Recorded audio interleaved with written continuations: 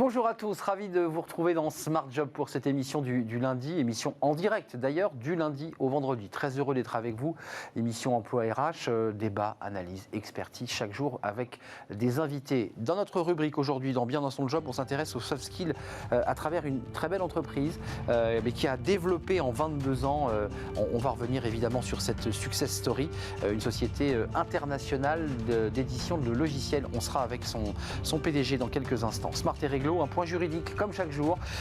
Sur le co-emploi, alors c'était pas un mot qu'on utilise beaucoup sur ce plateau, on va tout vous expliquer. Et puis ça bouge parce que la Cour de cassation a fait évoluer ce concept de co-emploi. On fera le point avec une avocate dans quelques instants. Pause café avec Fanny Griesmer. Bah oui, on est en télétravail, mais on va s'intéresser à la machine à café, à la fameuse pause café, qui est un peu le deuxième bureau d'une entreprise. Ouais, la salle à café, on se dit tout, et parfois on se rend service, et on parle du boulot. On fera le point avec Fanny dans quelques instants. Dans le cercle RH, c'est un grand entretien aujourd'hui avec Olivier Sibony, qui est un professeur associé à HEC. Il conceptualise le management. Pour lui, c'est une science. On va faire le point évidemment dans quelques instants. Il a beaucoup écrit, fait beaucoup de conférences ici en France ou aux États-Unis. On fera le point avec lui sur ce rapport au management. C'est dans le grand entretien. Et puis fenêtre sur l'emploi, on terminera avec le Bon Coin qui s'est positionné sur le marché de l'emploi. Et ça cartonne. Tout de suite, bien dans son job.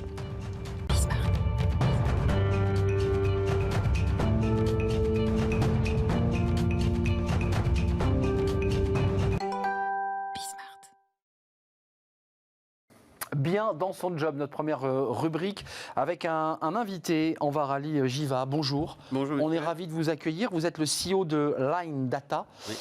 Il y a 22 ans, vous avez décidé de créer votre entreprise, qui était d'abord une petite entreprise, qui est devenue aujourd'hui une belle entreprise. 1100 collaborateurs dans le monde entier. Il y a 20 bureaux. C'est une success story que vous allez nous raconter, avec quand même une volonté, et ça c'est très important dans votre ADN, l'idée de conserver vos collaborateurs, même lorsque vous avez fait des rachats d'entreprises, de les conserver, de les faire grandir pour créer un môle cohérent. Line Data, c'est une marque qui est peu connue, oui. Qui est en backup, qui est un éditeur français de solutions globales, qui est dédié globalement à tous les métiers de la finance. D'abord, un mot sur votre success story, parce que vous êtes originaire d'Inde, vous êtes installé à Madagascar avec vos parents, et vous êtes devenu ingénieur. Ça, c'est le début de votre histoire. Absolument. Comment on devient le CEO de Line Data? Comment c'est né tout ça? D'abord, on ne le devient pas. Je pense qu'on construit quelque chose. Moi, j'ai travaillé dans une société française d'informatique pendant 20 ans, en arrivant en France, après avoir fini mes études d'ingénieur. Et après ces 20 ans, notre société française a été rachetée par une société américaine. Et c'était l'occasion pour moi de faire ce qu'on appelle un spin-off, c'est-à-dire reprendre l'activité dont j'étais responsable. C'était 70 personnes, 50 millions de francs de chiffre d'affaires à l'époque. Ça fait donc 10 millions de dollars, disons. Ouais, vous êtes à 170 millions d'euros de chiffre d'affaires. On est à 170. Voilà. Et donc, cette société, j'en ai profité pour essayer de créer la société. Et mon objectif dès le départ, c'était de donner naissance à un acteur français, mais avec pour objectif d'être une société internationale, pérenne et indépendante. Et c'est toujours vrai aujourd'hui. Et je pense que c'est ça qui fait la force et l'énergie de Line Data. Parlez-moi de cette espèce de philosophie qui vous habite et qui fait que votre groupe grossit. On parlera des startups parce que vous avez fait beaucoup de rachats, puis vous êtes aussi sur le rachat de startups. Oui. Pour vous, les soft skills, ça veut dire quoi? C'est un mot qu'on utilise beaucoup sur ce plateau. Oui. C'est quoi? C'est valoriser l'humain? C'est le faire grandir? Je crois que ça va dans votre nom, là, c'est être. Les gens ont une fonction, ont un métier. J'ai l'habitude de dire qu'on peut apprendre quelque chose qu'on ne sait pas, on peut acheter des produits qu'on n'a pas, mais l'être humain, il faut qu'il soit mis en condition pour qu'il se surpasse. Et je suis convaincu que chacun de nous n'utilise que très peu de son énergie et de sa capacité. C'est vrai. Et donc mon objectif, c'est de faire en sorte que les gens qui nous rejoignent, d'abord, ils viennent à Line Data pour contribuer au succès de Line Data, mais Line Data a pour mission de leur apporter quelque chose. Je sais que les gens qui rentrent à Line Data ne vont pas rester à vie. s'il reste 3 ans, 5 ans, 10 ans, quand ils quittent Line Data, et vous pouvez interroger les gens qui ont quitté, parce qu'il y en a aussi, ils se disent « Ah, j'ai appris ça à Line Data, ça m'a fait grandir ». Et ça, je pense que c'est la mission de notre entreprise. Mais c'est intéressant parce que c'est presque une mission philosophique, c'est la raison d'être d'une entreprise. On est là pour faire du profit, pour gagner de l'argent, ça va sans dire, mais vous avez mis un niveau supplémentaire dès le départ, c'est intéressant, bien avant tout le monde finalement. Oh, peut-être pas avant tout le monde, je ne sais pas, mais en tout cas, pour moi, c'est quelque chose qui est dans mon ADN, de faire grandir les gens. C'est un peu comme dans une famille. Si vous savez, vos enfants, vous voulez qu'ils grandissent pour qu'ils deviennent indépendants et que demain, ils puissent s'en sortir sans vous. Et donc l'entreprise, je l'ai créée, mais je ne suis pas éternel. Donc demain, cette entreprise que je souhaite garder et faire vivre longtemps, je voudrais que mes collaborateurs, mes collègues, aient cette flamme d'entrepreneur qui reste toujours alimentée et qui puisse demain construire la Line Data d'après-demain. C'est ça, vous préparez l'avenir, vous pensez l'avenir. Vous avez grossi par rachats successifs d'entreprises moyennes. Oui. On parlera des startups, parce que là, vous visez des startups. Quel est l'objectif de produire par rachat, de grossir par rachat comme ça? Vous savez, quand on a commencé, je venais de vous dire qu'on était tout petit. Et c'était en 98. L'euro était déjà là. On savait que les frontières allaient disparaître. Donc, il fallait être international. Et puis, il fallait une masse critique. D'un côté, je ne mise pas forcément une société en milliards, mais il fallait, j'avais à l'époque fixé à 100 millions d'euros la taille à laquelle il fallait absolument arriver pour exister. Objectif tenu. Voilà, objectif tenu au bout de 5 ans d'ailleurs. Ce qui était bien, c'est qu'on a pu faire des acquisitions, et ces acquisitions nous ont permis non seulement de grandir, d'aller dans certains métiers, aller dans certains pays, mais aussi recruter, si je peux utiliser le mot, ou s'associer de ces fondateurs d'entreprises qui deviennent en fait une équipe. Vous voyez, je ne suis pas, moi je suis fondateur, mais je suis seul. Si je suis seul, je ne suis pas capable de faire tout. Et vous avez besoin d'être entouré. Voilà, et donc ces entrepreneurs comme moi viennent nous rejoindre et ensemble on aligne nos vecteurs et on mise pour faire grandir. Vos vecteurs, vos valeurs d'ailleurs, c'est intéressant. Absolument. Les valeurs, deux. ça c'est le voilà, c'est la fondation. Les valeurs communes, c'est la fondation. C'est vous qui les transmettez quand vous achetez une start-up et que vous avez des ingénieurs, des gens qui sont très créatifs. Quels sont les mots que vous leur dites pour qu'ils comprennent en 2 minutes les valeurs? Écoutez, on n'a même pas besoin de leur dire, parce que s'ils viennent, c'est parce qu'ils ont fait l'étude. Ils ont fait leur due diligence. Et ils ne viennent pas s'il n'y a pas ces valeurs. Et moi, j'ai l'habitude de dire, on a une société où les gens doivent être respectés, on ne se ment pas. Et on a absolument besoin de faire en sorte que les gens, quand ils reviennent au travail, qu'ils n'aient pas un caillou dans la chaussure et qu'ils n'aient pas, je dirais, la boule au ventre. Il faut qu'ils viennent heureux. Et à tel point que je me suis arrangé, je sais que maintenant ce n'est pas tout à fait d'actualité, mais j'ai toujours fait en sorte que dans nos 20 bureaux, nos locaux sont exceptionnels. Les gens sont fiers de leurs bureaux. L'environnement. L'environnement, ça c'est, encore une fois, je fais le parallèle avec la famille, c'est que vous avez toujours intérêt, c'est que vos enfants vivent dans un environnement qui leur transmette une atmosphère positive. Et si au bureau c'est la même chose, les gens sont heureux. On va rallier, j'y vais. Juste 2 questions. Le prochain objectif, c'est quoi? Parce que c'était 100 millions d'euros, vous l'avez atteint, on est à 170, ça c'est la première chose. Puis la deuxième chose, c'est votre adaptation au télétravail. Moins compliqué quand on fait, je dirais, du service de l'édition de logiciels. Vous savez, on a plus de la moitié de notre effectif qui est dans le monde anglo-saxon. Ces gens-là sont habitués à travailler partiellement en remote, comme ils disent, soit de chez eux, soit chez les clients, soit d'ailleurs dans les working space, là. Et en France, on était moins habitués. Donc on a appris, moi le premier, quand je fais mes entretiens d'embauche en visio sur Skype, c'était quand même compliqué, mais je me suis adapté. Donc je pense que la prochaine étape, c'est de passer à la nouvelle génération, et j'espère que mes successeurs feront la Line Data d'après-demain encore plus successful. C'est intéressant parce que vous êtes dans quand même la projection de la pérennité et de la durée. Vous n'êtes pas dans le court terme, mais vraiment dans le long terme. Vous savez, on a pris le contrôle de notre société, donc on a quand même notre destinée entre les mains. Vous êtes coté sur Euronext, Paris. Absolument, oui, depuis 2000. Depuis 2000, donc c'est une entreprise. Mais nous avons le contrôle de la société tout en restant coté, parce que c'est le gage d'une gouvernance, d'une discipline et d'une transparence qui nous sert en particulier à l'international. Et peut-être d'une liberté même. La liberté, on sait qu'on a la maîtrise de notre destin, c'est quand même pas neutre, mais ça fait plus de responsabilité sur les épaules de chacun, pas que les miens. C'est vrai, c'est vrai. Vous ne pouvez pas déléguer à d'autres. Oui, partager. En 10 secondes, c'est quoi le prochain objectif? Quel est votre objectif, là? L'objectif, c'est que Line Data décolle. On parlait tout à l'heure quand j'y arrivais. J'ai l'impression que Line Data n'a pas fait de croissance organique depuis quelques années et il faut que Line Data puisse décoller. Toutes les conditions sont réunies, nos investissements produits sont faits, on est rentré dans le service, dans les data, et Line Data est aujourd'hui prêt à décoller.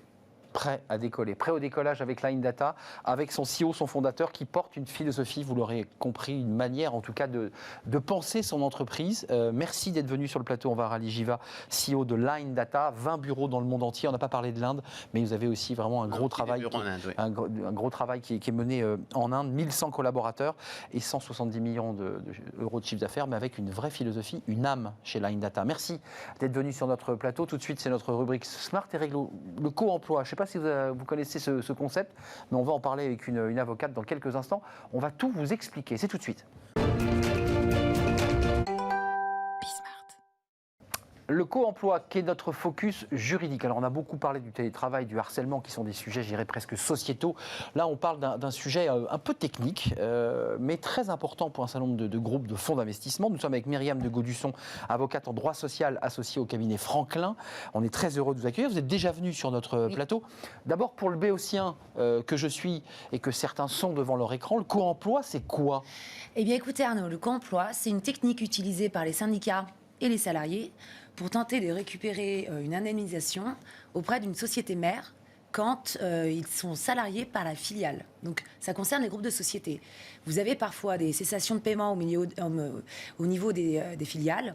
Ça leur permettait, jusqu'à ces revirements de jurisprudence dont on va parler, d'attaquer la société mère pour obtenir une indemnisation. Et souvent, ils étaient plusieurs. Donc, vous pouviez avoir tous les salariés licenciés qui attaquaient la société mère. Exemple, Myriam, pour que les gens comprennent bien, une grosse société de BTP qui avait une filiale, ça arrivait fréquemment. Absolument. Et on essayait de toucher directement au cœur, au trésor de guerre. Absolument. Et donc, on essayait de gagner de l'argent sur le... Absolument. Et ça allait même jusqu'au fonds d'investissement, dans les participations qu'elles détenaient parmi leurs actifs. Et donc, pour essayer vraiment de les atteindre au cœur. Et donc, ça voulait dire, et on va rentrer dans les modifications de la Chambre sociale de la Cour de casse, ça voulait dire que certains investisseurs hésitaient ensuite à mettre de l'argent dans une entreprise en disant, mais si on vient nous chercher de l'argent pour une filiale qui coule, on n'y va pas. C'était ça l'idée. C'est ça, mais à la limite, le problème qu'on pouvait rencontrer aussi, c'est les investisseurs qui envoyaient une personne de manière permanente dans les filiales, qui se baladait au milieu des salariés, qui visait tous les contrats. Bon, on pouvait se poser la question de savoir qui était l'employeur quand cette personne allait même jusqu'à tenir les entretiens de licenciement. Bah oui. Donc c'est pour ça qu'effectivement, il y a eu un énorme flou artistique pendant un certain nombre d'années. Et là, maintenant, la Chambre sociale est venue un petit peu régler ces problèmes. Alors... Je le lis, c'est hors l'existence d'un lien de subordination, c'est bien ça la modification, hein? Alors, je vais essayer de schématiser ça vraiment de manière simple. Vous aviez, depuis un arrêt Molex de 2014, bien sûr. 3 le conflit Molex. Oui, exactement. Donc, voyez bien le type de dossier qui peut concerner le co-emploi. Eh bien, vous deviez avoir une confusion d'intérêts, une confusion d'activités et une confusion de direction, c'est-à-dire une gestion RH. Ce que vous évoquiez tout à l'heure. Exactement. Et au-delà de la nécessaire coordination de l'activité, de la gestion économique et sociale. Bon. Et quand on parle du lien de subordination, c'est que vous aviez d'autres cas où clairement une société mère donnait des ordres directs à des salariés. Donc la Chambre sociale est venue sans passer par la direction de la filiale. Ah oui. Donc au-delà de cette exception, il faut aller ces 3 conditions pour caractériser le co-emploi et donc récupérer de l'argent auprès de la société mère. Sinon, là aujourd'hui, grâce à la Cour de cassation, je dis grâce ou à cause, ça sera à la filiale de rémunérer ou de payer le plan social et non plus à la société mère, par exemple. Oui. C'est ça. En gros, ça c'est un des éléments, effectivement, centraux qui intéressent la vie des entreprises. Et oui. Et des investisseurs. Voilà, tout à fait. Et en fait, ce qui s'est passé, c'est que les juges du fonds bloquaient et ne suivaient pas. Quand, c'est ça? C'était la Cour d'appel de Caen. On va pas la mise en cause, directement. Mais on le dit, la Cour d'appel de Caen. Est-ce que c'était lié à l'EPR? Est-ce que c'était lié à cette zone de Flamanville avec beaucoup de sous-traitance? Il y a une zone effectivement un petit peu explosive. C'est ça. Donc avec une volonté de protéger les salariés. On la comprend bien, cette volonté. Mais la Chambre sociale est venue dire on ne peut pas venir perturber les groupes de sociétés et leur fonctionnement. Donc à partir du moment où on comprend qu'il y a une gestion centralisée des groupes, donc si cette gestion est centralisée, c'est normal. Ce qu'on ne veut plus, c'est une immixtion permanente et anormale. D'accord, donc Voilà. la Cour de cassation, enfin la Chambre sociale, donne des cadres. Plus qu'une seule condition au lieu de 3. D'accord. Mais ça veut dire que le salarié qui est un cadre sub du groupe, qui vient se balader dans l'entreprise, qui est en fait un directeur général déguisé, celui-ci, il a toujours voix de fait ou son pouvoir est amoindri? Alors celui-là, il pourra toujours venir surveiller un peu Se ce qui se balader un passe, peu. surveiller ce qui se passe, mais non pas agir Donc pas les de entretiens de manière licenciement. quotidienne. Voilà. De manière quotidienne, participer aux réunions du CSE, participer à la stratégie commerciale, mais de la filiale. Il faut maintenant une émission permanente et anormale. D'accord. Donc au syndicat, de prouver que cette personne, c'est tout l'enjeu d'ailleurs, vous, Oui. vous qui défendez les entreprises ou les fonds d'investissement, j'imagine, Oui. les syndicats vont dire mais non, c'est pas vrai, il a été là tout le temps, tous les jours. Absolument. On en revient au mode de preuve. Et donc à ce moment-là, vous êtes dans un conflit de mode de preuve, Oui. c'est-à-dire chacun amenant sa preuve. Tout à fait. Mais ce qu'on voit aussi, c'est que comme vous aviez cette fronde des cours d'appel, cet arrêt vraiment vient Ouais. fixer une limite très très stricte et ça va vraiment normalement venir réduire le nombre de contentieux dans ce type de Il dossier. y avait beaucoup de contentieux sur ce Oui, type de et il y avait énormément. Il n'y a qu'une seule fois où la Chambre sociale a reconnu le co-emploi depuis 2014, c'était en 2016. Voilà, terminé. Après, on a eu ce dernier arrêt. Et après, que du consensueux. 25 novembre 2020. Et maintenant, il va vraiment falloir démontrer que vous avez une personne qui agit comme l'employeur, de manière permanente, dans les filiales, D'accord. pour venir chercher de l'argent auprès de la société mère. Donc plus difficile à démontrer Beaucoup, pour les beaucoup plus syndicats, difficile, ce lien finalement un peu obscur Ça et change complexe. complètement la donne. Ça change la donne donc, sur le plan du contentieux, parce que ça va être plus difficile à prouver, donc ça va permettre de fluidifier. Qu'est-ce que ça amène aux entreprises? Elles se sentent rassurées, Oui. les gros groupes se disent, ou les entreprises se disent, bon bah je suis rassuré, là on est moins attaqué là-dessus. Absolument. Absolument. Donc, c'était surtout problématique maintenant qu'on est dans une période un peu de crise liée au Covid, notamment. Hein. Vous avez pas mal de filiales dont l'activité va être perturbée, voire même en état de cessation d'activité. Hein. La question se posera. Voilà. Est-ce qu'on se retourne vers le siège? Eh bien, exactement. Bah oui. En fait, c'est un peu préemptif ce que la Chambre sociale a Les fait. Molex, ça avait chauffé à l'époque, Ah, ça avait été un exactement, il conflit y a eu social très dur. aussi le dossier Continental. Bon, il y a eu tous ces dossiers-là qui ont été concernés par le co-emploi. Donc en fait, c'est un terme un peu barbare, entre guillemets technique, mais qui est très concret dans l'actualité. Mais énormément, et ça concerne tous les salariés. Parce que maintenant, il va vraiment falloir prouver, pour aller chercher la société mère, que ces dirigeants étaient quasiment en permanence dans la Mais filiale. maître, la question se pose, et c'est déjà posé pour Bridgestone, c'est 750 salariés qui appartient à un groupe qui décide de couper le cordon. Ouais. Tout l'enjeu des syndicats, c'est de démontrer qu'il y a une stratégie du siège à l'intérieur de Bridgestone Amiens. Alors, plus qu'une stratégie. Alors là, du coup... Une le volonté co-emploi, de fermer. Là. Vous avez C'est là le où fait c'est de compliqué. couper et où la société mère cesse de financer les plans de licenciement, ce n'est pas suffisant pour le co-emploi. En revanche, on peut passer par d'autres concepts juridiques pour aller venir chercher Bridgestone, mais pas celui du co-emploi. Alors, on peut passer par quoi? Par la fraude, par une gestion défaillante. Il vide de sa Voilà, devant le substance. tribunal de commerce, Oui, mais c'est pas ça. devant un conseil de prud'homme, Mais- sur la base du co-emploi. Donc, Ça concerne plus les salariés. D'accord, donc Et les ça, syndicats. ça passe plus par le tribunal Oui. de commerce, Oui. sur l'idée que l'entreprise mère, Bridgestone, a vidé de sa substance en Absolument. faisant remonter. C'est le cas de plein d'entreprises qui ont Oui. fermé, mais vous pensez que ça ne passera pas Ça ne peut pas passer par le conseil de prud'homme. Bon, écoutez, quand on fera une émission Bridgestone, vous reviendrez débattre avec nous, parce que c'est un concept qui paraît comme ça un peu éloigné de notre quotidien, mais qui est éminemment important dans le quotidien des salariés. C'était un moyen d'action utilisé quasiment quotidiennement par les salariés pour récupérer une indemnisation quand leur société a fermé. Donc là, légèrement amoindri, plus difficile en Oui. tout cas, Il faudrait qu'ils soient plus vigilants. selon cet arrêt de la Chambre sociale de la Cour de cassation dont vous nous avez parlé, qui est sorti en 2020, en novembre 2020. Oui, c'est ça 25 novembre 2020. 25, voilà, il faut être précis. Qui a été largement diffusé, qui a même fait l'objet d'une note explicative par la Chambre sociale de la Cour de cassation. De manière à C'est-à-dire, bien prendre en oui. main et bien donner les Bien cadres. calmer les juges du fond, entre guillemets. Et les juges du fond, notamment les juges de Caen qu'on salue bien entendu. Merci Myriam de Merci. Gaudusson, vous êtes avocate en droit social et vous êtes associée au cabinet Franklin. Merci de nous avoir éclairé Merci, sur ce concept dont on parle peu, j'irais, dans le grand public. Tout de suite, on se fait une petite pause café. Ça arrive aussi chez les avocats, ils vont se prendre un café à la machine à café, comme ça on peut se raconter plein de choses. C'est la pause café et c'est Fanny Griesmer.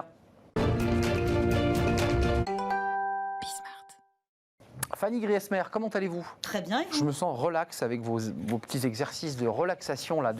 Ah oui, oh là là. ça fait du bien. Ça fait un bien fou. On fait la pause café. Alors ça vous fait du bien aussi, a priori. La pause café fait du bien et souvent la pause thé aussi pour ceux qui n'en boivent pas.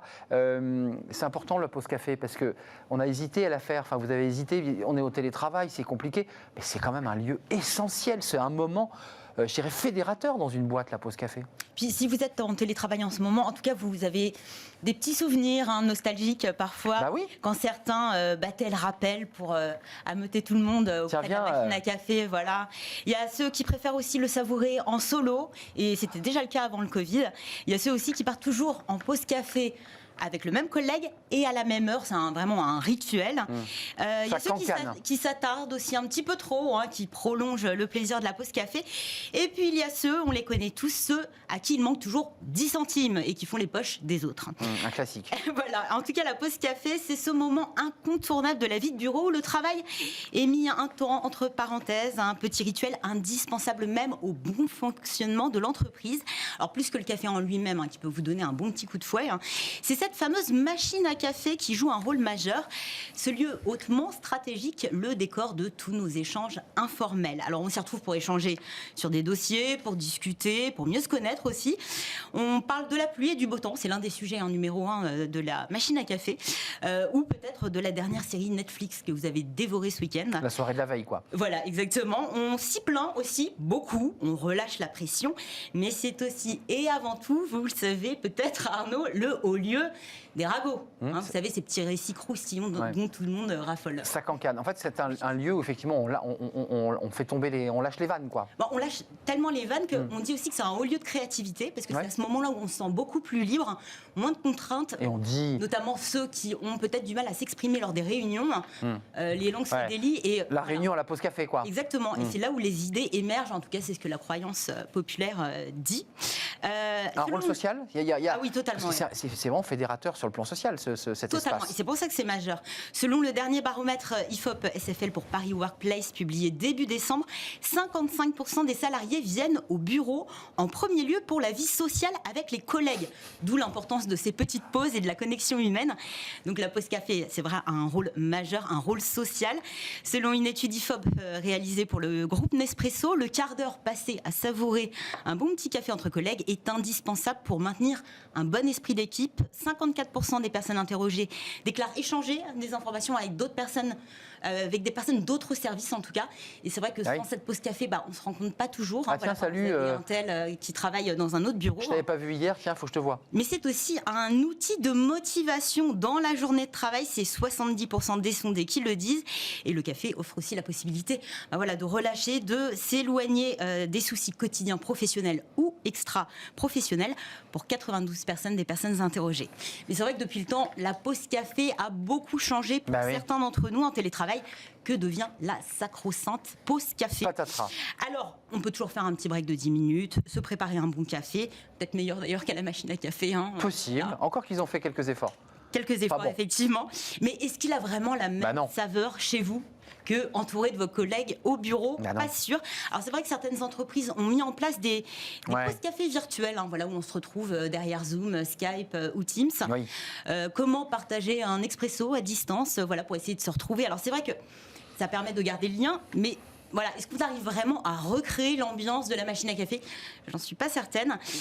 C'est ça aussi le télétravail, c'est que on a formalisé des échanges qui étaient avant informels. Et c'est là où le bas blesse. D'autant que, selon la fabrique Spinoza, 70% des informations portées à la connaissance des salariés reposent sur des échanges imprévus et formels. Alors c'est vrai qu'en visio, le côté imprévu, le hasard de la rencontre... Il faut se connecter, il faut attendre. Mais c'est ça. Ça marche pas. C'est ce qui faisait aussi toute la saveur de la pause café. Ouais, c'est vrai. Et puis... on va pas se le cacher. En tout cas, moi, ça m'a laissé au point mort sur mon enquête.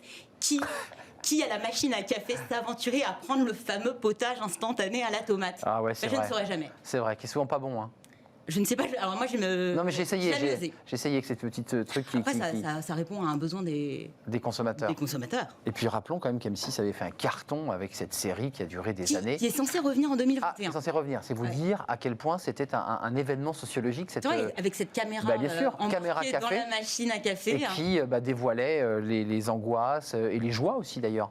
Merci Fanny. Bon, on va aller se prendre un bon petit café. J'espère. Alors, il n'y a plus de café dehors. C'est un café à la machine à café. Merci Fanny. On se retrouve demain. Je ne sais pas à quel moment vous allez nous glisser vos exercices, mais je me prépare déjà. J'essaie de bosser. Merci en tout cas d'être venu sur notre plateau pour la pause café. Sans café, vous avez remarqué, on n'a pas de café avec nous.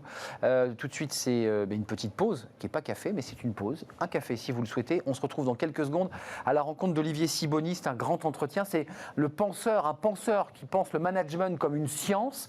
On fera le point avec lui. Et il est très prolixe. Il a écrit beaucoup de livres. On va essayer d'entrer et de voyager au pays du management avec Olivier Sibony. C'est dans quelques instants.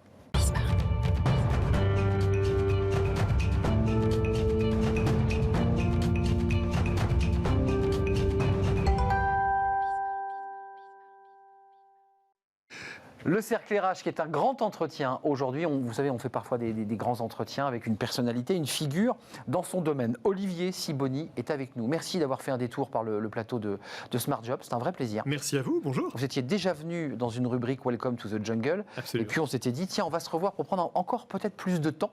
Vous êtes consultant, auteur, enseignant spécialiste en stratégie à HEC notamment. Vous êtes très prolixe. Votre dernier livre, commençons par le dernier, qui est un livre poche accessible. C'est très agréable, les livres en poche, on ne les paye pas cher. Bernard Garrett, Corey Phelps, Olivier Sibony, trouvez-moi la solution, la méthode de résolution des problèmes des meilleurs consultants en stratégie. C'est la clé des champs. Voilà, on voit le livre. Alors, ça, c'est votre dernier livre qu'on voit. Et puis, celui-ci qui est assez intéressant, qui peut servir de livre de chevet pour les managers. Vous allez redécouvrir le management, 40 clés scientifiques pour prendre de meilleures décisions. Vous aviez écrit auparavant, vous allez commettre une terrible erreur. Alors le titre était terrible, donc les managers se sont rués sur votre livre. Ils se sont rués sur le livre, ça a bien marché. Oui, enfin, restons modestes. Rués, c'est pas Harry Potter. C'est pas Harry Potter, c'est vrai, ça fait rêver. Flammarion pour les deux, c'est important de citer les éditeurs. Olivier Sibony, vous avez démarré chez McKinsey, vous avez une carrière chez McKinsey, puis un jour vous êtes sorti de ce champ. Comment vous vous définissez? Parce que là, on vous présente avec des mots, auteur, enseignant. Comment vous vous définissez, vous? Chercheur en management? Non, pas chercheur. Il y a des tas de chercheurs qui sont plus chercheurs que moi. Moi, j'essaye d'abord d'être un enseignant, et en fait, j'essaye d'être un passeur d'une certaine manière. En fait, ce que je raconte dans un de ces deux livres que vous venez de présenter, c'est que quand on a été du côté des managers pendant longtemps, et quand on est ensuite du côté des enseignants, on s'aperçoit que ce sont deux mondes qui communiquent bizarrement très peu. Mais vous le dites, oui. Et c'est un paradoxe, parce qu'on pourrait penser que le management, c'est quand même une discipline appliquée, et que les chercheurs en management se préoccuperaient tout le temps de ce que font les managers. On pourrait aussi penser que les managers voudraient améliorer leur pratique quotidienne avec ce que la science a Non, là vous dites non, pas trop. Et en fait, ce sont deux mondes qui s'ignorent beaucoup. Et j'ai essayé de comprendre pourquoi ils s'ignorent, et puis de comprendre comment est-ce qu'on peut jeter un peu des ponts sur cette espèce de fossé qui sépare ces deux mondes. C'est intéressant parce que c'était la dernière partie de mon interview, mais on commence par la dernière partie, et elle m'intéresse. Je suis la pagaille une Non, fois de c'est plus. très bien, ça m'intéresse fondamentalement, c'est de se demander toujours dans les sciences humaines, parce que vous êtes quand même sur des matières humaines, vous travaillez sur l'humain, comment un concept historique, un concept de management traverse et passe de la théorie à la pratique. C'est vrai pour l'histoire, on a parfois des théories historiques qui ont été démontées par des chercheurs, par des penseurs. Comment on fait percoler cette théorie que vous portez, que vous développez? Là, il y a beaucoup de choses très concrètes qui sont souvent sur du bon sens, du temps de perdu, beaucoup d'ignorance qui sont parfois des certitudes qui sont en fait de l'ignorance, on le verra. Comment on le fait passer dans le réel? Comment les managers s'approprient votre pensée? D'abord, vous venez de dire une chose très importante, c'est le mot sciences humaines. Le management est une science humaine. Et en fait, quand on dit science, en France en particulier, les gens pensent sciences dures. Ils pensent laboratoire, blouse blanche, essai clinique, vous voyez. Et le management, c'est pas ça. Quand on dit que le management est une science, la réaction qu'on a souvent de la part des managers, c'est « ben non, c'est pas une science, puisque moi j'ai essayé tel truc, on m'avait dit que ça allait marcher et ça n'a pas marché ». Et quand on est dans le domaine de la science dure, si je vous dis la gravité fait que les objets tombent toujours, si je lâche cet objet, il va tomber. Si une fois il tombe pas, vous allez me dire que la loi est fausse. Vous aurez raison. Dans le domaine des sciences humaines, c'est pas comme ça que ça marche. Donc en fait, la manière dont les managers peuvent s'approprier les idées qui viennent de la recherche en management, c'est de les comprendre comme des régularités, des statistiques, des choses qui mettent les chances de leur côté, mais qu'il va toujours falloir, et c'est ça l'intérêt du job de manager, qu'il va toujours falloir adapter, aménager, s'approprier, parce que une chose qui a marché dans 70% des entreprises ne marchera pas forcément chez vous, et c'est à vous, manager, de comprendre pourquoi. Donc c'est pas une science exacte, comme une science mathématique. Une science exacte. Ça tombe pas toujours juste. Ça sera jamais une science exacte parce qu'il y a de l'humain dedans. Comme la sociologie n'est pas une science exacte, comme la psychologie n'est pas une science exacte, comme la médecine n'est pas une science exacte. Il y a des tas de sciences qu'on considère comme des sciences, qui sont pas des sciences exactes. Le management, c'est pareil. Alors, il y a quelques dans le livre, vous allez redécouvrir le management. Il y a des petites choses assez marrantes. Enfin, vous dites que les chercheurs, mais c'est vrai en management et c'est vrai ailleurs, sont des forçats du papier et sont des gens qui font le grand écart parce que très souvent ils disent qu'il faut supprimer les business schools alors que même, vous dites, c'est assez drôle, sont eux-mêmes rémunérés par des business schools. Donc voilà, on est une espèce de grand écart comme ça, on publie... Le paradoxe qu'il faut comprendre pour comprendre pourquoi il y a ce fossé, c'est que dans les universités et les grandes écoles où on enseigne le management, il y a donc des professeurs-chercheurs, dont vous faites partie. Voilà. Qui ont pour objectif, parmi d'autres, mais enfin c'est un de leurs objectifs les plus importants, de publier des papiers de recherche dans des revues de recherche qui sont classiques, des revues à comité de lecture, donc peer-reviewed, et où il faut que les papiers fassent avancer la science. Et ils sont relus de manière anonyme. Et c'est un travail extraordinairement difficile. C'est extraordinairement difficile, frustrant, sélectif. Enfin, c'est un travail qui demande qu'on y consacre beaucoup d'efforts et beaucoup d'attention. Et puis c'est une obligation pour les chercheurs. Et les choses qui vont faire que vous allez être publié par une de ces revues ne sont pas nécessairement, sont rarement même, celles qui vont intéresser les managers au quotidien. La déconnexion vient de là. Elle vient du fait que les incitations à publier incitent à publier des choses qui en fait ne sont pas forcément pertinentes pour les managers. Pour terminer sur ce volet, si vous en êtes d'accord, il y avait cette petite blague que vous mettez en avant entre le cadre français et américain. L'américain dit mais ça marche vraiment cette affaire, puis le français dit mais en théorie ça fonctionne, et on voit vraiment l'écart. C'est aussi symptomatique que ça, nos mondes, ce qu'on dit souvent quand on va aux États-Unis, ils sont pragmatiques, ils sont tout de suite dans l'action. Très vite on peut prendre une idée, on la transforme. En France, il y a quoi? Qu'est-ce qui bloque en France? Qu'est-ce qui est différent en France qui fait que c'est plus lourd, plus difficile à amener une idée? Mais je vais peut-être vous surprendre, mais je crois qu'en fait c'est pareil en France, et qu'on a en France le même dans le domaine du management, attention, pas en général. Oui. Dans votre domaine, on a tellement adopté les modes de pensée américains, ou globalisés, on va dire, qu'on est arrivé à une sorte de mépris de la théorie. Ce qui n'est pas très français. En France, on aime beaucoup les théories. Mais en management, on est arrivé à une forme de mépris de la théorie. D'ailleurs, nos auditeurs et nos lecteurs peuvent s'interroger. Combien de livres de management théorique est-ce que vous lisez? Vous, combien vous avez lu de livres de théorie de management? À mon avis, pas beaucoup. Donc en fait, dès qu'on est dans le management, les managers attendent de la pratique. Ils refusent la théorie. Ce que vous proposez d'ailleurs aussi. Oui, mais c'est important que la pratique dont on s'inspire soit inspirée par une bonne théorie. Et quand on n'est pas conscient des théories qui inspirent ce qu'on est en train de faire, on est en fait en train de suivre des théories qu'on ne connaît pas et qui sont probablement fausses. Il n'y a pas de pratique sans théorie. En fait, quand on prend conscience de ça, on se rend compte que souvent on suit des modèles dépassés. C'est ce qu'on dit souvent en politique économique, par exemple. Vous suivez des modèles dépassés, vous prétendez que vous êtes pragmatique, mais en fait vous suivez des modèles qui n'ont plus cours, parce qu'on n'a pas pris conscience des présupposés théoriques de ce qu'on fait. En management, c'est pareil, et il y a des tas d'exemples. Je voudrais vous faire écouter cette petite remarque.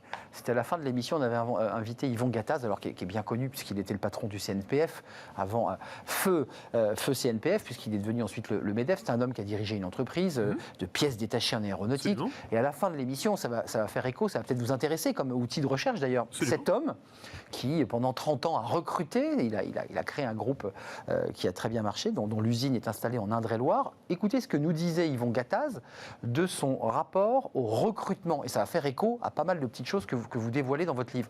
Écoutez-le. Et alors j'avais un truc à moi qui faisait rire tout le monde. Je disais toujours, je choisis celui qui a les yeux qui brillent. Alors, ça fait rire tout le monde. S'il y avait eu un peu de vent on m'a jamais pris au sérieux. On m'a jamais pris au sérieux. Ça les yeux qui brillent. Les yeux qui brillent. C'est-à-dire la passion. Il rentre dans votre bureau. Vous voyez dans les 10 minutes s'il est intelligent, intéressé, motivé, actif. Dans les yeux. Quelques minutes. C'est ça, vous le sentez. ça se sent, les yeux qui brillent. Et moi, j'ai toujours fait comme ça. Alors, on me présentait des curriculum vitae, comme ça, qu'il fallait lire et relire, en disant, bah, attendez, et vous, c'était... il a 2 agrégations, donc il sait tout faire. C'est ça. Mais moi, je n'ai jamais été sensible au diplôme. Je dis pas, je crois pas au diplôme, parce que j'en ai passé assez brillamment, pardon et merci, mais...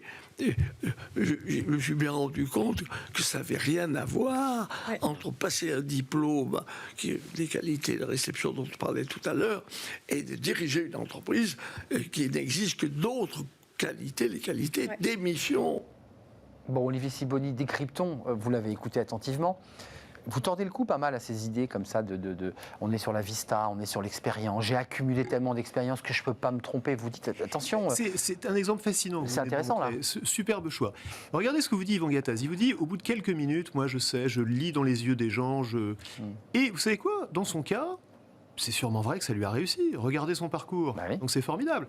Maintenant, allez voir un entrepreneur qui a créé une entreprise et qui a échoué, puis qui a échoué une 2e fois, puis une 3e fois, et qui aujourd'hui est en faillite et vit du RSA. Il vous dira la même chose. C'est ça le problème. J'ai cru que dans ses yeux, on verrait... Et le problème, c'est qu'on n'entend jamais que les gens qui ont fait les bons choix et qui ont réussi. Et on se dit, s'ils ont suivi leur intuition, c'est vrai. C'est que ça doit être la recette du succès. Mais on ne va jamais écouter les gens qui ont suivi leur intuition et qui se sont plantés. Alors, en fait, si on veut avoir, et là, c'est là qu'on rentre dans une démarche scientifique, si on veut savoir, est-ce que suivre son intuition, ça marche ? Sur cette question-là, en particulier, le recrutement. Ouais. Est-ce que c'est vrai qu'on peut, dans les 5 premières minutes d'un entretien, se forger une opinion, comme exactement vient de nous le dire très précisément et très... Vous avez des chiffres qui disent l'inverse, hein ? Mais c'est pas moi qui ai des chiffres. C'est un cas très intéressant dans lequel la recherche a, depuis un siècle, des données. Parce que ça fait un siècle qu'on étudie les entretiens de recrutement, ça remonte à l'armée américaine pendant la Première Guerre mondiale, ça fait un siècle qu'on étudie les entretiens de recrutement, ça fait un siècle qu'on mesure la corrélation entre la note qu'on donne à quelqu'un dans un entretien de recrutement d'une part et le succès qu'il va avoir dans son job d'autre part, et ça fait un siècle qu'on sait que cette corrélation est très faible, et qu'en particulier, les premières impressions qu'on se forge dans un entretien, celles dont vient de nous parler Yvan Gattaz, sont particulièrement trompeuses parce qu'elles sont influencées par toutes sortes de biais. Les biais cognitifs ? Les biais cognitifs. Que vous développez beaucoup ? Des gens qui nous ressemblent, on va recruter des gens qui, même s'ils nous expliquent que les diplômes, c'est pas important, ont souvent le même background que nous. Ça peut être le background de diplôme, mais ça peut être le background sociologique, ça peut être simplement d'être un homme si on est un homme, endogamie, d'être blanc si on est blanc. Donc, tous ces biais-là vont jouer sur la première impression, et cette première impression va beaucoup conditionner le résultat d'un entretien, et en grande partie pour cette raison, les entretiens sont très peu prédictifs du succès des gens on the job. On le sait, et ce qui est intéressant dans cette histoire, c'est qu'on le sait depuis très longtemps. On a des données scientifiques. Mais on continue. Ça depuis très longtemps, mais c'est impossible de se faire à cette idée. Moi-même, si vous me demandez demain de recruter quelqu'un, évidemment, je vais faire un entretien. Alors on fait comment ? Imaginons qu'on abatte le système, quelqu'un vous écoute, dit Olivier Sibony a tellement raison, on arrête les entretiens. Mais il y a des tas, on n'arrête pas, je ne dis pas qu'il faut arrêter les entretiens, je dis qu'il faut les structurer, il faut les organiser. La manière dont on les... En fait, la recherche, là encore, c'est pas moi qui le dis, c'est des travaux de recherche depuis des dizaines d'années qui vous montrent qu'il y a de meilleurs outils pour recruter vos collaborateurs que l'intuition dont vient de nous parler Yvan Gattaz. Il y a le fait de faire des entretiens structurés, il y a le fait d'être plusieurs à faire ces entretiens et de ne pas se concerter avant de mettre la note qu'on met à un candidat en entretien, parce que sinon, on va écouter Yvan Gattaz qui va vous dire moi j'ai trouvé qu'il avait les yeux qui brillent, toi t'en penses quoi ? Moi chef, moi aussi j'ai trouvé qu'il avait les yeux qui brillent. Vous avez raison chef. Vous voyez ce que je veux dire ? Exact. On est influencé, là c'est un biais cognitif. On sait que certaines formes de tests donnent des informations très utiles, et d'autant plus utiles qu'elles ne sont pas corrélées avec ce qu'on va voir dans un entretien, et que donc elles apportent une perspective complémentaire. On sait aussi une chose qui est très simple quand on y pense 5 minutes, c'est que les work sample tests, comme on dit en anglais, donc les échantillons de travail, sont une très bonne manière de recruter des collaborateurs. Vous voulez recruter quelqu'un pour programmer, faites-lui écrire un peu de code. Les cabinets d'architectes qui veulent recruter un architecte lui donnent un projet et lui demandent de montrer ce qu'il est capable de faire sur un projet. On est d'accord. Les cabinets de conseil vous demandent de faire un cas de résolution de problème. Donc, la mise en situation est une bonne manière de recruter. Il y a plein d'outils comme ça, et c'est typique de la manière dont la recherche progresse et la pratique est en retard. ils sont bien connus, tellement connus que peu de chercheurs en fait éprouvent le besoin de travailler dessus parce qu'ils considèrent que c'est un problème résolu, mais la pratique n'a pas encore suivi. Juste d'un mot, on va à la facilité par ces méthodes finalement anciennes dont on sait qu'elles sont peu efficaces. C'est parce qu'on va à la facilité, c'est un ronronnement, on sait qu'on va le faire, c'est pas très efficace, mais on le fait quand même. C'est quoi ? C'est plus compliqué d'organiser ce que vous dévoilez, c'est-à-dire une série d'entretiens structurés, de tests. C'est plus lourd à gérer. C'est plus compliqué, bien un petit peu plus lourd à gérer. C'est surtout moins valorisant personnellement. En fait, c'est très facile quand on est Yvon Gattaz de se dire, moi je regarde tous les gens que j'ai recrutés dans ma carrière, je suis fort. Je vois tous ceux qui ont réussi et je me dis, qu'est-ce que j'ai bien jugé. Évidemment, tous ceux qui n'ont pas réussi sont partis, donc je les ai oubliés depuis longtemps. Mes erreurs sont très faciles à oublier dans ce domaine parce qu'elles restent moins longtemps que mes succès. Et on ne garde que le meilleur. On ne garde que le meilleur et à la fin je suis entouré de gens que j'ai choisis et je me dis ils sont tous formidables. Donc c'est beaucoup plus valorisant de faire confiance à son intuition et à son jugement que d'adopter une méthode rigoureuse. Alors après, il y a beaucoup de choses dans vos livres qui sont très très riches, qui sont écrits à trois mains. C'est intéressant d'ailleurs le fait de travailler un petit peu comme pour les entretiens. Vous le faites d'ailleurs exprès. Il y a un travail comme ça du collectif. Il y a des choses de bon sens. Le patron de Sun Microsystems qui dit à ses collaborateurs, ça s'est pas arrêté, hein, on arrête les PowerPoint. Quand vous parlez à des cadres dans n'importe quelle entreprise, ils vous disent qu'ils ont besoin de faire des PowerPoint et des PowerPoint et des PowerPoint. Tout le monde regarde son téléphone, plus personne écoute. À la fin, il n'y a pas de résolution. Ce type, en 90, dit on arrête et il améliore la productivité de son entreprise et l'efficacité. Enfin, tout ça, c'est du bon sens. Ça, et puis on a un deuxième qui est génial, il est là. Je suis un cas pratique. Je suis en permanence perturbé par des pushes d'informations qui m'arrivent au visage, des mails, pendant l'émission. Et vous dites, c'est hallucinant, lorsqu'on est concentré sur une tâche et qu'on est perturbé par le téléphone, par le smartphone, on a 23 minutes pour revenir dans son travail. C'est hallucinant, ça. Oui, alors le chiffre vaut ce qu'il vaut, il est peut-être un peu exagéré, mais on a tous cette expérience que quand on est concentré sur quelque chose et qu'on est distrait par une interruption, on va mettre du temps à revenir dans la tâche. Et le fait d'être perturbé, ça peut être par le bruit ambiant, mais aujourd'hui c'est de plus en plus par les instruments digitaux, est une grande source de perte de productivité. Mais ça aussi, les gens le savent. Vous savez, les gens vous disent souvent, moi c'est dans l'avion ou dans le train que je fais mon meilleur travail, alors en ce moment un peu moins, ou il n'y a que le week-end que j'arrive à travailler vraiment sur mes dossiers parce que la semaine je suis interrompu tout le temps. En fait, c'est étrange ça. C'est intéressant pour le chercheur que vous êtes. C'est intéressant que les gens vous disent ça parce que ça ne devrait pas être très compliqué de fermer sa porte, de mettre son téléphone sur messagerie, de retourner son téléphone ou simplement de désactiver une bonne fois les notifications et de devenir beaucoup plus productif. Ouais, vous appelez à retirer les notifications. Je ne donne pas beaucoup de conseils dont je dise c'est quelque chose que vous pouvez faire demain matin et je vous garantis que ça va vous rendre plus productif. Et celui-ci en est un. Désactiver les notifications, sauf évidemment la sonnerie du téléphone et éventuellement les SMS, mais désactiver toutes les notifications inutiles. Vous n'avez pas besoin d'être interrompu au milieu de votre travail par la dernière promotion de votre e-commerçant préféré. Désactivez ça, vous serez beaucoup plus productif. Il nous reste un petit peu de temps. Ce qui est intéressant, c'est le regard que vous portez à travers vos étudiants. Vous les avez face à vous. Ils vous interrogent. Ils sont l'entreprise de demain, ces étudiants qui vont sortir de HEC, qui est une des écoles les plus prestigieuses, si ce n'est la plus prestigieuse en France. Vous, le chercheur, l'homme qui est passé par l'entreprise, comment vous regardez le monde dans lequel on est entré depuis le 16 mars dernier, c'est-à-dire presque un an, un monde fait de télétravail, d'angoisse, d'incertitude. C'est le sujet sur lequel vous travaillez et sur lequel vous avez travaillé avant même qu'on parle d'incertitude. On est dans un monde encore plus incertain. En fait, comment on fait là ? Ce qui est marrant, c'est que tout d'un coup, on se rend compte de l'incertitude.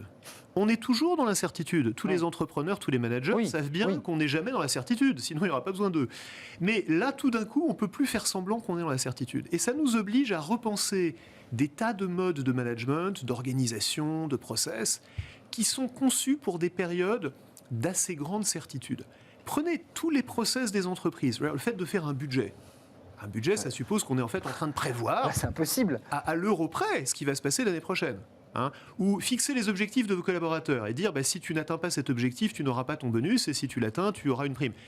Mais ça aussi, ça suppose qu'on comprend à peu près l'environnement dans lequel la tâche va être accomplie, sinon c'est pas possible. Là, c'est impossible. Donc toutes ces choses qui structurent nos organisations sont conçues pour des périodes de grande stabilité. Le paradoxe, c'est que quand on est frappé par un choc, comme l'année dernière, à peu près à cette époque, l'arrivée de la crise du Covid, que font les entreprises ? elles refont plus de la même chose. C'est-à-dire qu'elles disent il va falloir qu'on refasse notre budget.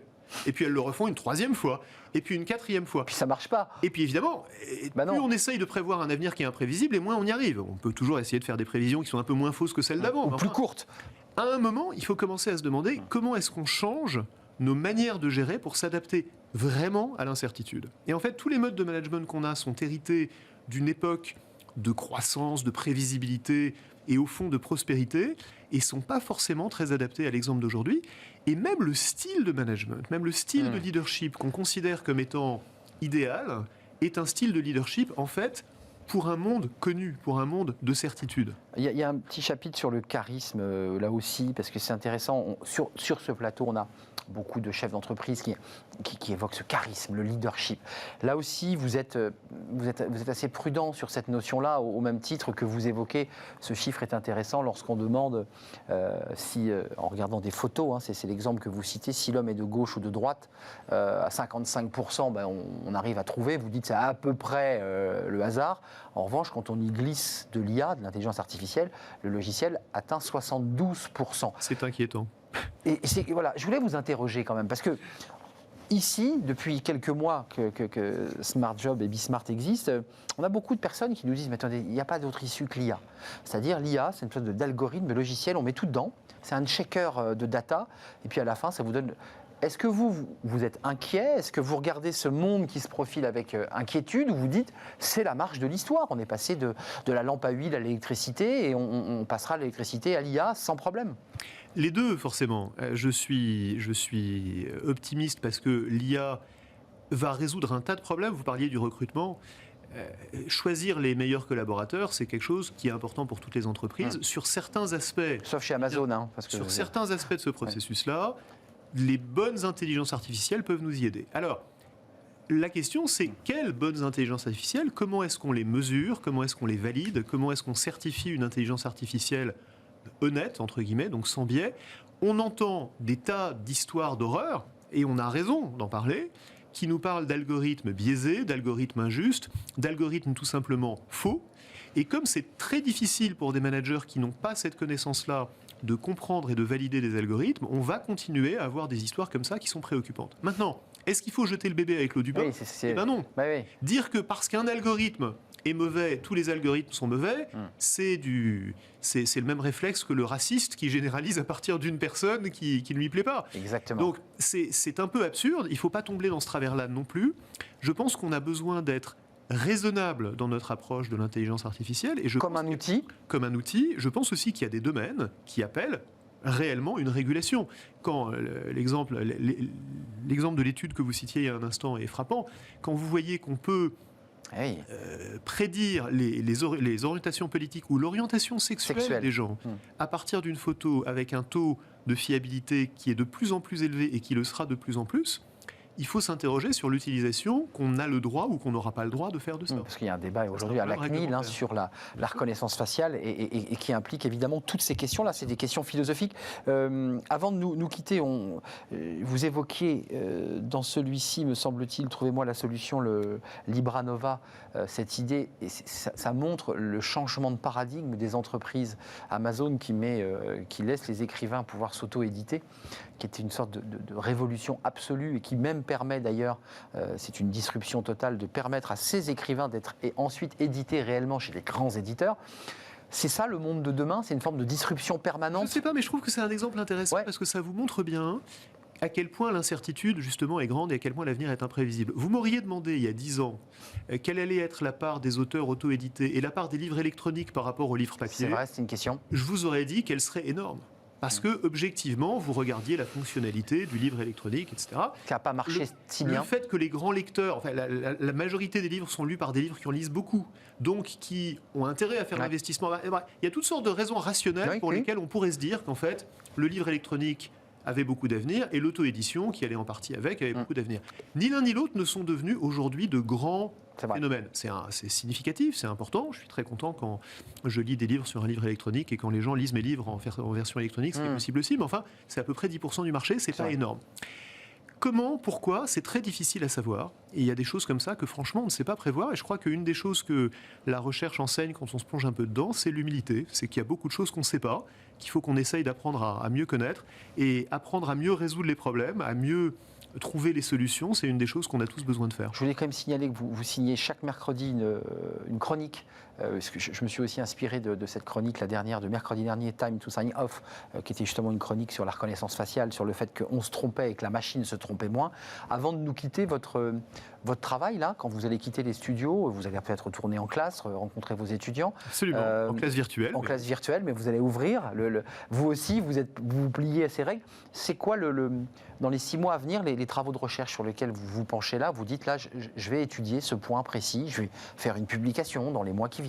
C'est quoi? Alors, dans les mois qui viennent, je sors un autre livre qui sort en anglais au mois de mai et en français en principe au mois de septembre, qui s'appelle Noise en anglais et qui parle d'une autre forme d'erreur dans les raisonnements. À côté des biais cognitifs dont on a parlé, il y a une autre forme d'erreur qui est l'erreur aléatoire qu'on appelle le bruit.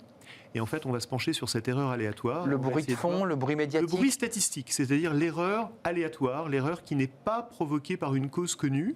Et on va se rendre compte, en lisant ce livre, que c'est aussi une source d'erreur importante et que c'est aussi une source d'erreur qu'on peut réduire. C'est un bruit qui nous arrive d'où? C'est un bruit qui nous arrive soit des perturbations dont on parlait tout à l'heure, c'est-à-dire d'événements qui ne devraient pas avoir d'influence sur nos jugements mais qui en ont. Mais qui agissent. Soit de notre histoire personnelle, de notre profil, de nos choix qui influent sur notre lecture d'une situation alors qu'elle ne devrait pas. Et donc entre ces deux formes de bruit, on va commettre beaucoup d'erreurs. Donc c'est une forme de biais cognitif affiné en fait, ce bruit. C'est une forme d'erreur qui n'est pas le biais cognitif, qui est complémentaire du biais cognitif. C'est ce qui reste quand on a expliqué le biais cognitif. Ce livre sort quand? Comme ça on fait un peu la promo aussi du livre. Mai en anglais, septembre en français. Septembre en français, pour la rentrée chez Flammarion j'imagine. Eh ben non, chez Odile Jacob. Eh ben chez Odile Jacob, c'est très bien aussi. Vous allez redécouvrir le management, 40 clés scientifiques pour prendre les meilleures décisions. Et le dernier en poche, c'est 12 €, c'est intéressant. Pour la modique somme de 12 €, vous apprendrez à résoudre tous les problèmes comme les meilleurs consultants en stratégie. Exactement, glissez-le dans votre poche. Bernard Garrett, Corey Phelps, Olivier Sibony, Clé des champs inédits, c'est la version poche de chez Flammarion. Merci Olivier Sibony, je vous laisse regagner non pas votre classe, mais votre écran d'ordinateur à la rencontre de vos étudiants. Merci d'être venu sur le plateau et vous revenez quand vous voulez évidemment, vous êtes le bienvenu. Tout de suite, c'est Fenêtre sur l'emploi, on parle d'emploi et de Pôle emploi et du Bon Coin. Fenêtre sur l'emploi vous est présenté par le Bon Coin, le bon partenaire de vos recrutements.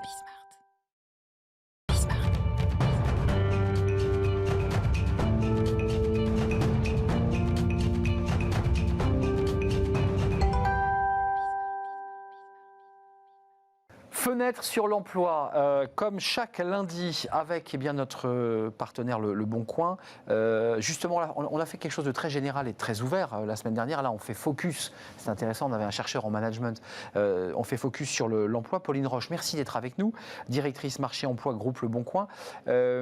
L'emploi, c'était pas le début de la stratégie Bon Coin. Pour nous rappeler un petit peu, c'est arrivé un peu plus tard. Quelle a été l'idée de base? C'est de mettre des annonces sur le site?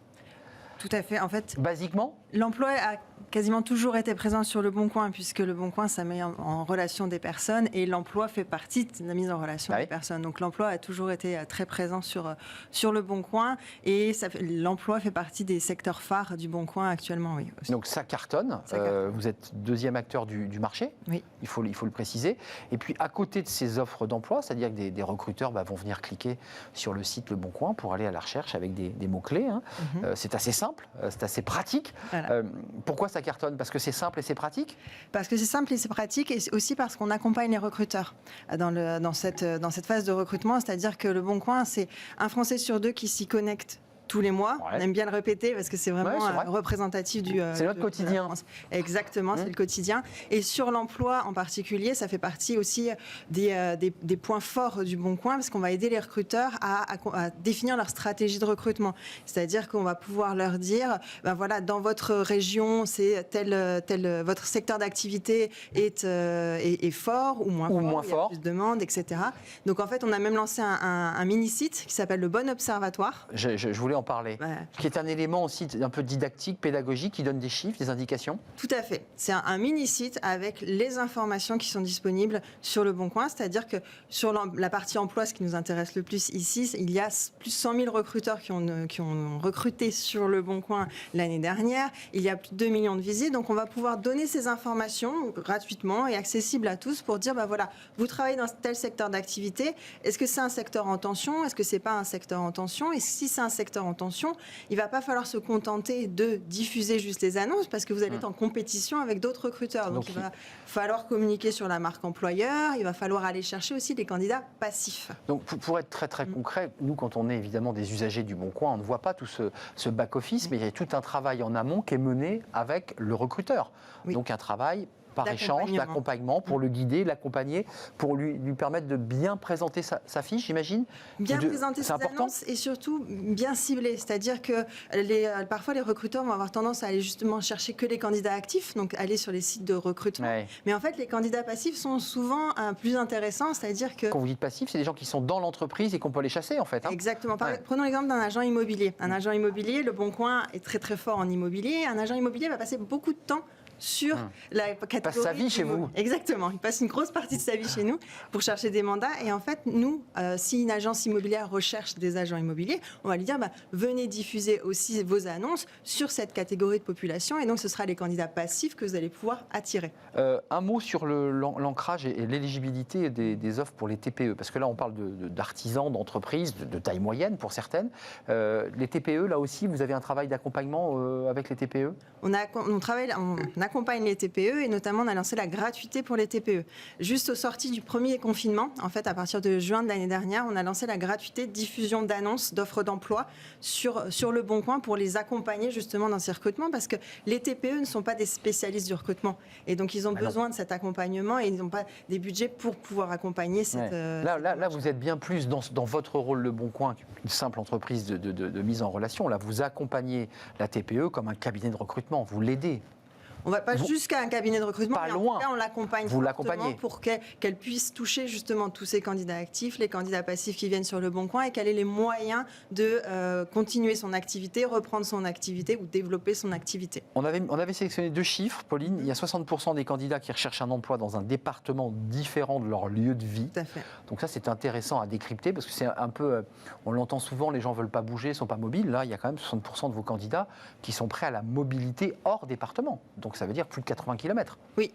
Donc c'est pour ça que c'est aussi intéressant d'avoir un partenaire qui a un ancrage territorial fort parce qu'on va avoir tendance à diffuser en local en se disant je recrute dans telle zone, loin. Voilà, et de se dire non, en fait il y a 60% des candidats qui vont chercher dans un autre département et ça c'est pas que sur l'Île-de-France, c'est dans toutes les régions. On va avoir par exemple dans le Bas-Rhin, il y a 60% des personnes qui recherchent ailleurs que dans le Bas-Rhin, ou par exemple sur les Bouches-du-Rhône, là c'est 37%, donc on se rend compte que les gens du Sud veulent plutôt rester dans leur zone. La zone Bas-Rhin, effectivement, il y a une envie d'être plus dans la région, sur le volet régional.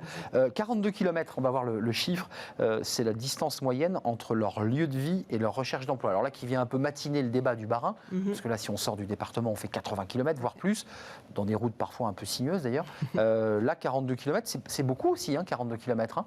Aller-retour, ça fait près de 90 km par jour. Oui. Donc, vous constatez, vous, à travers votre observatoire aussi, une certaine volonté de mobilité des salariés? Une certaine volonté de mobilité. Après, ça peut être une mobilité temporaire. Ils peuvent trouver un travail et après retrouver une maison, notamment sur Le Bon Coin ou ailleurs, pour bouger, se rapprocher de leur domicile. Mais il y a une forte mobilité. On trouve tout sur Le Bon Coin, en fait. Ils ont leur maison. Ils peuvent acheter leur voiture pour aller se rendre au travail. C'est exactement ça. Exactement. Non, mais dans l'évolution, quand même, c'est intéressant parce que à travers ces offres d'emploi, il y a un phénomène sociologique, quelque chose de très important qui s'est passé. J'évoquais tout à l'heure en créant un lapsus Pôle emploi, c'est-à-dire des institutions d'État. Vous êtes en train de supplanter cette institution par une facilité, par une rapidité. C'est incroyable. C'est notre enjeu, c'est de faire en sorte que de mettre en relation les candidats et les recruteurs de façon simple et surtout les bons candidats avec les bons recruteurs. Et ça, Le Bon Coin réussit très très bien à le faire en effet. Vous avez l'observatoire, il faut aller voir cet observatoire parce que ça donne des chiffres, ça donne des stats, ça donne une vision du marché, ça c'est très intéressant. Les retours des recruteurs, ils sont contents? Qu'est-ce qu'ils vous disent? les recruteurs sont contents et continuent à nous faire confiance parce que justement, nous les accompagnons et nous leur permettons de développer aussi leur marque employeur. Donc, on a fait beaucoup d'investissements sur notre plateforme pour qu'ils puissent mettre des vidéos, des photos de leurs équipes, etc. pour travailler sur la marque employeur. Et de plus en plus de recruteurs nous rejoignent justement pour pouvoir bénéficier de ces services. Avant de nous quitter, Pauline, vous commencez aussi à vous tourner vers des très grandes entreprises. Les entreprises ont leur réseau de recrutement, ils ont leur système très établi. Est-ce que des grosses boîtes commencent à venir chez vous ? Plus que commence, ça fait plusieurs années où de très grosses entreprises viennent sur le Bon Coin. Oui, viennent sur le Bon Coin parce que, encore une fois, les Français, ils sont sur le Bon Coin. Donc, quand on cherche à recruter, il faut être sur le Bon Coin. Et ça fait plusieurs années que les grosses entreprises sont aussi de la partie. Formidable. Le Bon Coin, rappelons-le, deuxième acteur du marché de l'emploi. Et vous êtes en train de progresser, si j'ai bien compris. Merci Pauline Roche d'être venue sur notre plateau. On se retrouve lundi prochain, si je ne m'abuse. Dans 2 semaines. Dans 2 semaines, oui. On me dit rien. On me dit rien. Directrice marché emploi groupe Le Bon Coin, vous l'aurez compris. Merci à Fanny Griesmer et à toute l'équipe. Merci aux réalisateurs. Merci au son, Héloïse. Merci à Caroline et à toute l'équipe qui m'aide à préparer l'émission. C'est toujours un plaisir. On se retrouve demain en direct, bien entendu. D'ici là, portez-vous bien. Et je serai là si tout va bien. Bye bye.